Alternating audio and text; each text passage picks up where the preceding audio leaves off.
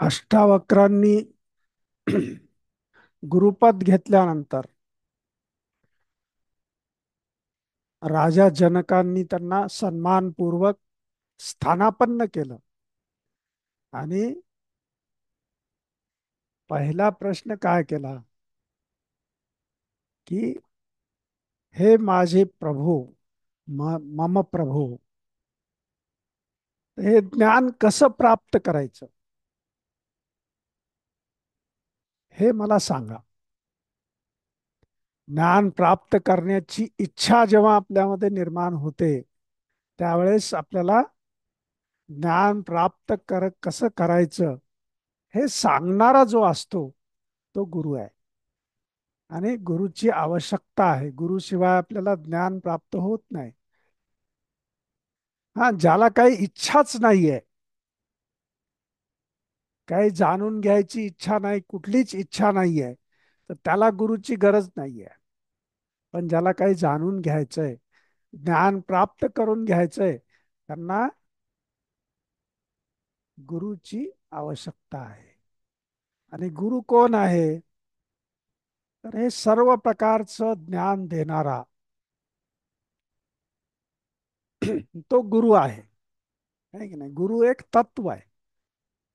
आणि ते ज्या व्यक्तीमध्ये अभिव्यक्त होते, कारण हे सगळं ज्ञान देण्यासाठी शरीर रूप आवश्यक आहे की नाही? त्याच्याशिवाय ज्ञान मिळणार नाही आपल्याला.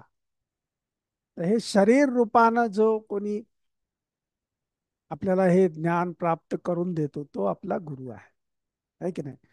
आणि त्या बाबतीत आपण अत्यंत भाग्यवान आहोत आहोत की नाही सगळेजण? कारण आपल्याला तशा प्रकारचे गुरु मिळालेले आहे.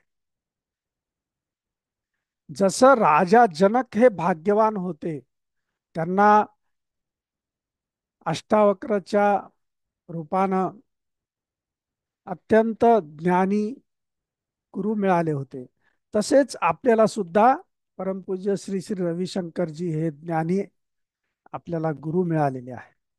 तर त्याचा आपण ज्ञानार्जनासाठी त्याचा उपयोग करणं गरजेचं आहे.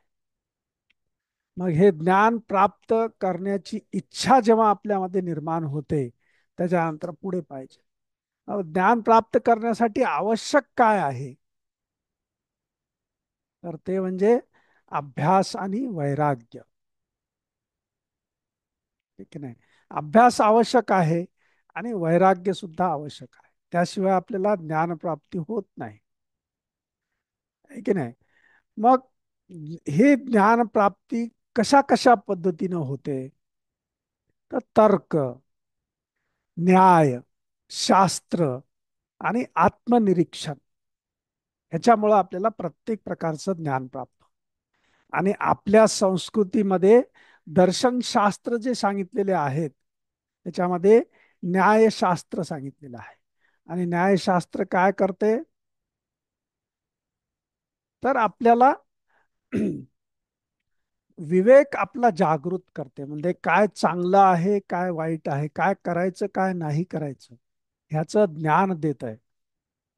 ते न्यायशास्त्र आहे.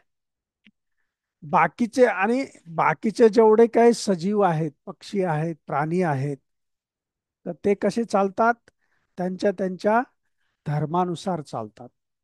पण माणूसच एक आहे की ज्याला स्वातंत्र्य दिलेलं आहे. ईश्वरानं त्याला काय दिलेलं आहे? स्वातंत्र्य दिलेलं आहे.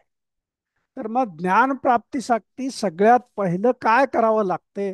तो म्हणजे पुरुषार्थ करावा लागतो. आणि पुरुषार्थ हा 4 प्रकारे आपण करतो: धर्म, अर्थ, काम आणि मोक्ष. हे चारही जेव्हा आपल्या जीवनामध्ये आपण अनुसरतो तेव्हा तो काय झाला? पुरुषार्थ. आता धर्म सांगत असताना गुरुदेवांनी खूप छान सांगितलं की धर्म म्हणजे काय. तर धर्म म्हणजे हिंदू, मुस्लिम, ख्रिश्चन हे नाही आहे. तर धर्म म्हणजे काय? जो आपल्याला धारण करतो, जो आपल्याला आपलं संरक्षण करतो,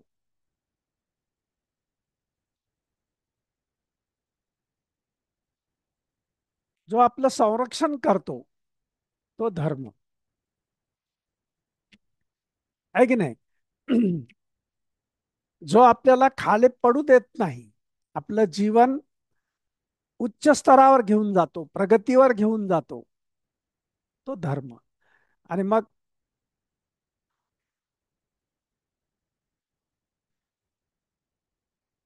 जे आपल्या स्वभावात आहे, स्वभावतः जे आपल्यामध्ये आहे, त्याला आपण काय म्हणतो? धर्म म्हणतो. तर हे धर्म पालन करणं हे ज्ञान प्राप्तीसाठी आवश्यक आहे. आहे की नाही? त्यानंतर काय सांगितलं? अर्थ. अर्थ म्हणजे नुसतं पैसा कमावणं म्हणजे अर्थ नाहीये. तर अर्थ म्हणजे जीवनाचा सार. जीवनाचा सार काय आहे हे जाणून घेणं म्हणजे अर्थ. म्हणून काय बिघडलं तर आपण काय म्हणतो? अनर्थ झाला म्हणतो. काय म्हणतो आपण? अनर्थ झाला म्हणतो की नाही आपण? तर अर्थ म्हणजे काय? सार आहे. तर हे पण जी आपल्याला पुरुषार्थासाठी आवश्यक आहे. त्यानंतर काम आहे. तर काम म्हणजे काय? नुसते काम वासना म्हणजे काम नाहीये. तर आपल्या ज्या इच्छा आहेत, आपल्यामध्ये ज्या उठणाऱ्या ज्या इच्छा आहेत, त्या म्हणजे सुद्धा काम आहे की नाही? धर्म, अर्थ, काम आणि मोक्ष. मोक्ष म्हणजे काय? ह्या सगळ्यातून सुटण्याची इच्छा निर्माण होणं, आणि त्याच्यानंतर मग त्याच्यातून आपण निघून जा, त्यातून आपण मुक्त होणं म्हणजे मोक्ष आहे. पण सगळ्यात आधी काय पाहिजे? तर ज्ञान प्राप्त करण्याची इच्छा आपल्यामध्ये आली पाहिजे. आणि त्यासाठी गुरु कोणता पाहिजे? तर जो आत्मीय आहे, अशा प्रकारचा गुरु आपल्याला असणं आवश्यक आहे, ज्याच्याविषयी आपल्यामध्ये आत्मीयता आहे, आदर आहे, सन्मान आहे. तर असा गुरु प्राप्त झाल्यानंतर मग आपल्याला ज्ञानाची प्राप्ती, ज्ञान आत्मसात होऊ शकतं. आहे की नाही? आणि मग धर्म पालन करणं, तर ह्यासाठी काय लागते? आपला विवेक, आपली बुद्धी, बुद्धीची तीक्ष्णता लागते, मनाची संवेदनशीलता लागते. आणि मन कसं असलं पाहिजे? संवेदनशील मन असलं पाहिजे. तर मग आपण धर्म पालन करू शकतो. आणि हे सगळं जेव्हा आपण करतो, त्यावेळेस आपल्याला ज्ञानप्राप्ती होते. आणि ज्ञानप्राप्ती झाल्यानंतर मग आपल्याला मोक्ष प्राप्त होतो. तोपर्यंत नाहीये. आहे की नाही? म्हणजेच तीन गोष्टी आवश्यक आहेत. एक तर पहिलं म्हणजे हे जाणून घेण्याची इच्छा, त्यानंतर मनाची संवेदनशीलता, आणि वैराग्याची इच्छा. आता वैराग्य सांगितलेलं आहे. वैराग्याशिवाय तुम्हाला ज्ञानप्राप्ती होत नाही. तर वैराग्य म्हणजे काय? तर नुसतं वेश धारण केलं, वेशांतर केलं म्हणजे वैराग्य नाहीये. तर आपल्यामध्ये ज्या इच्छा निर्माण होतात, त्या इच्छांचा ज्वर म्हणजे फ्युरिशनेस जो आहे, तो जर निघून गेला, तो नसेल, तर मग आपण वैराग्य आहे की नाही?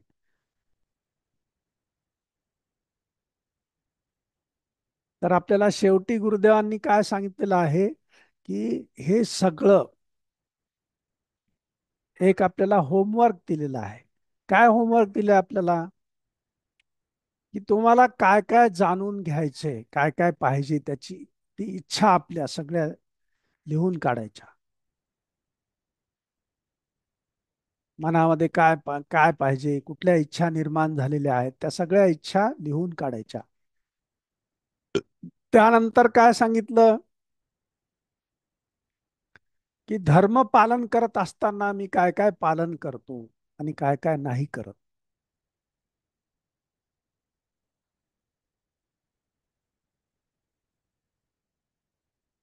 आहे की नाही? आणि माझ्या आतमधल्या कामना, ज्या इच्छा आहेत, काय काय इच्छा निर्माण झालेल्या आहेत मला, ते पण लिहून काढायचं. आणि माझ्या जीवनाचं सार काय आहे, जीवनाचा अर्थ काय, आणि ह्या अर्थप्राप्तीसाठी मला काय करायचं आहे, हे पण लिहून काढायचं. आणि मग गुरुदेव म्हणतात की उद्याच्या ह्याच्यामध्ये आपण पुरुषार्थावर चर्चा करूया. कारण ज्ञानप्राप्तीसाठी सगळ्यात पहिलं महत्वाचं काय आहे ते म्हणजे पुरुषार्थ करणं, हे सगळ्यात महत्वाचं आहे. त्याशिवाय ज्ञानप्राप्ती होत नाही. आणि मोक्ष जो आहे, हे सगळं झाल्यानंतर, हे सगळं प्राप्त झाल्यानंतर मग मोक्ष. तोपर्यंत मोक्ष नाहीये. आहे की नाही?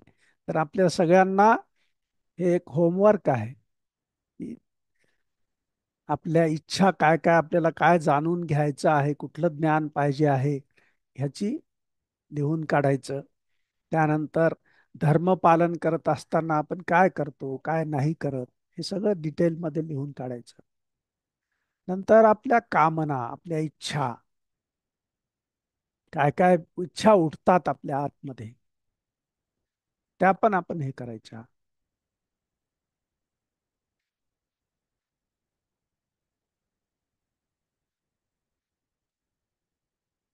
आहे ना? तर आपण करूया हे हे होमवर्क करूया, म्हणजे आपल्याला उद्याचा जो भाग आहे तो आपल्याला चांगल्या पद्धतीने आपल्याला श्रवण करता येईल.